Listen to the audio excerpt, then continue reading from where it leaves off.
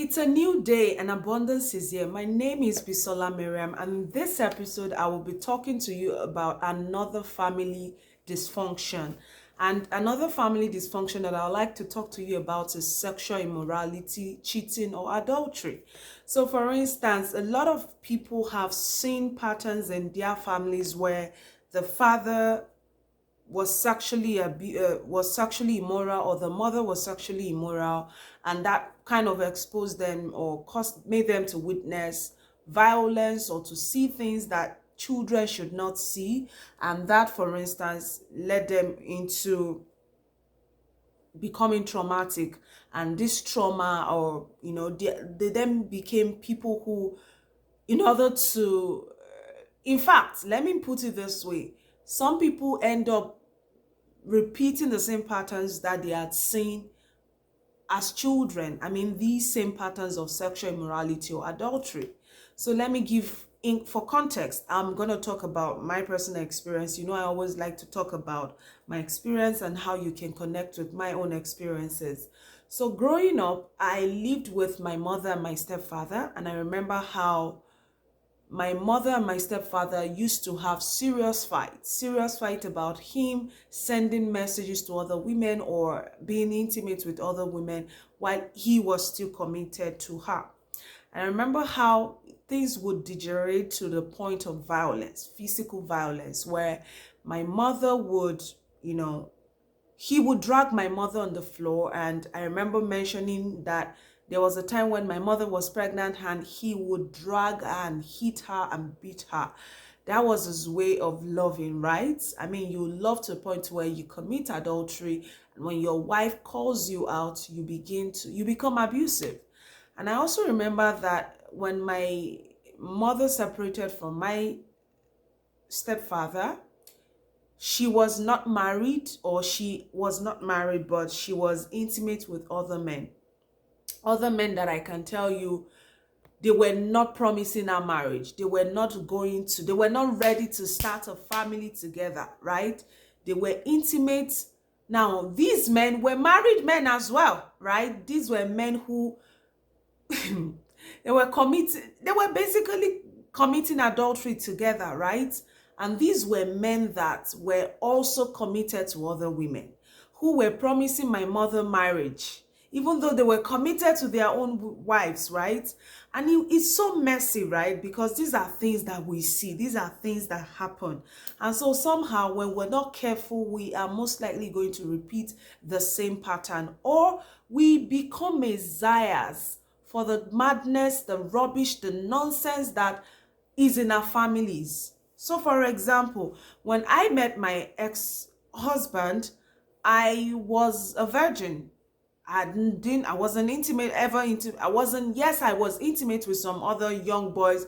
When you're young, you'll be messing around with people, especially when you normalize, you're using them as, when you become addicted to certain things because of unprocessed traumas, which I'm going to talk to you about later.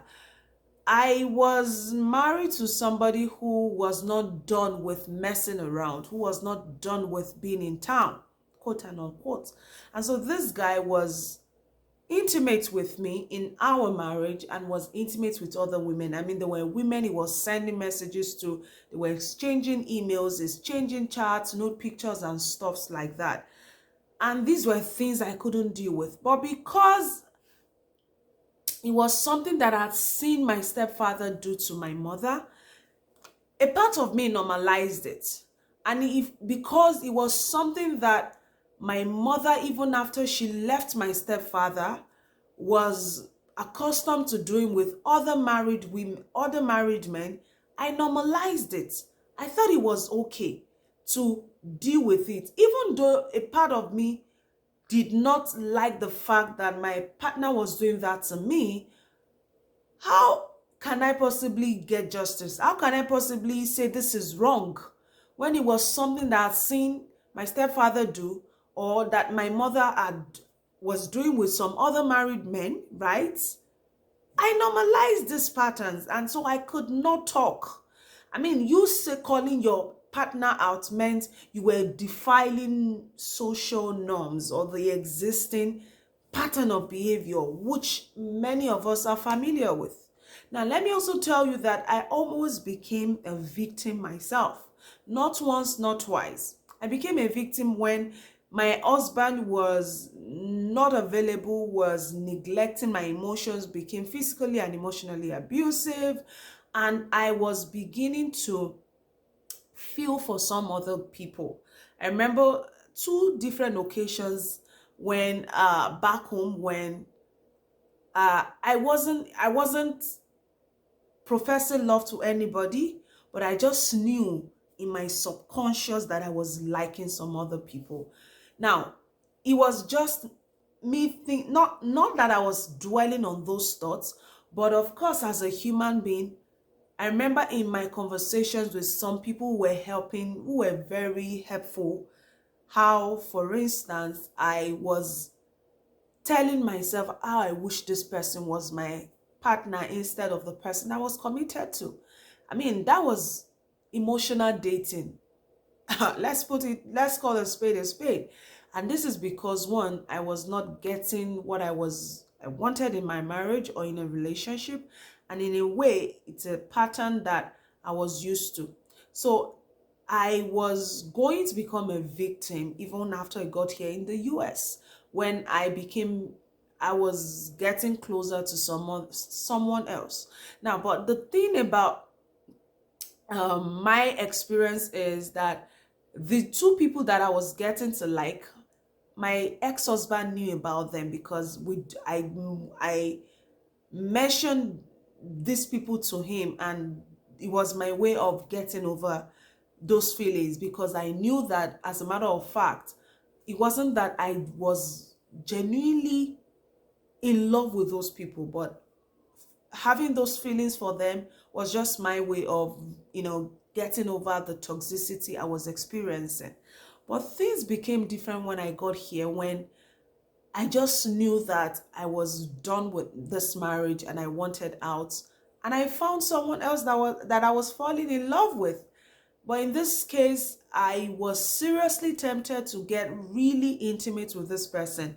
But I knew that if I do that, I was going to recreate the same pattern that I have always, I had always hated my stepfather for, and that I always, scolded my mother for about.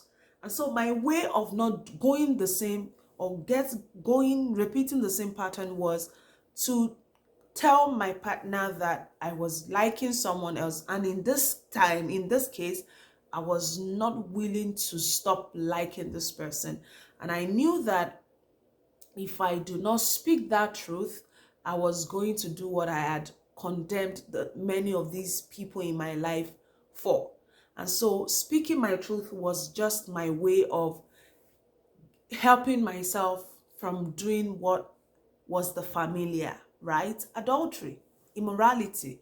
Now, I'm not claiming to be a righteous person, but I'm just simply saying that when we're not mindful, okay, the same thing or things that we have always resisted, we're most likely gonna recreate those patterns, just like I have been tempted to recreate.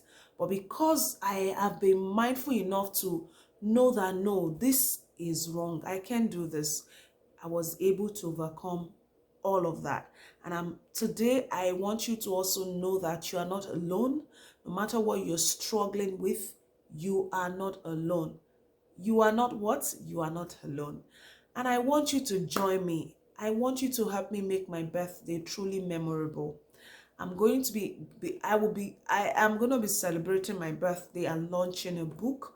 And I want you to join me even as I make this day a memorable one, not just for myself, but many other people like me who have gone through these traumatic childhood, and I'm trying to make sense of their new lives. And I want you to not just share this content, not just, listen to me, share this content.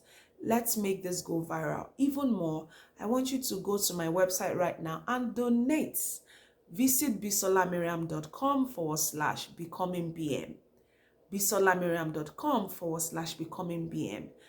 Give so that we can make this information go viral by making copies, several copies of my books available to people for free. I look forward to hearing from you through your donations. Abundance is here, there is no lack. And thank you so much. God bless you. Bye.